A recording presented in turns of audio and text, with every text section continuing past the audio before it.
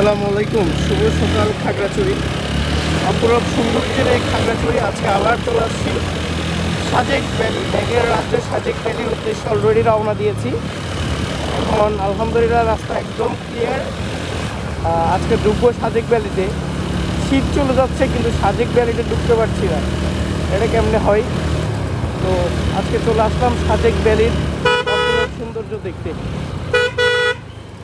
তো আমার বাকি টিম মেম্বাররা সামনে আছে, আমি পিছনে চলে গেছি। আমার ওদেরকে ধরতে হবে।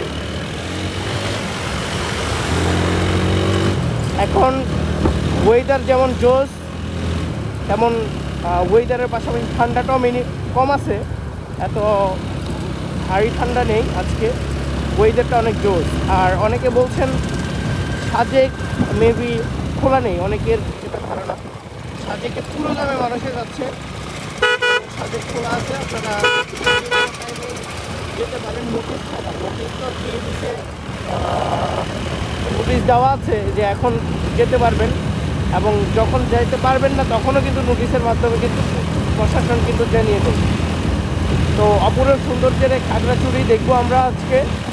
নতুনভাবে খাগড়াছড়ি দেখার জন্য আমরা ছুটে চলেছি পাহাড়ের গুহায় আমরা চলে যাব। পদ আসলে চারদিক থেকেই আসে। প্রথম অবস্থায় আমার টিমমেটরা আমাকে রেখে সামনে চলে গেছে।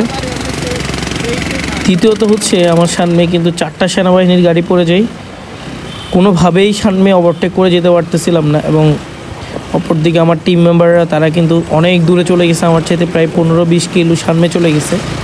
আমি 5 মিনিট পরেই বের হই। 5 মিনিট পরেই বের হওয়ার কারণেই ওরা আমাকে রেখে অনেক সামনে চলে গেছে। অপরদিকে সেনাবাহিনীর সামনে 4টা গাড়ি থাকায় আমি আরও বেশি পিছনে পড়ে যাই এবং কোনোভাবেই ওভারটেক করতে পারতেছিলাম না।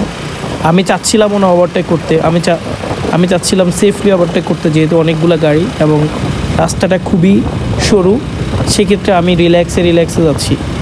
সো এই জায়গা থেকে যেটা ফিল করতেছিলাম সেটা হচ্ছে যে গাড়ির পিছনে যাওয়াটা কিন্তু একটু রিস্ক আছে। আমি গাড়ির পিছনে যেতে পছন্দ করি না, বিশেষ করে একটু ডিস্টেন্স রেখে যেতে পছন্দ করি। আমার সামনে কিন্তু একটা পর্যটক গাড়িও আছে এবং এর সামনে কিন্তু 4টা সেনাবাহিনীর গাড়ি।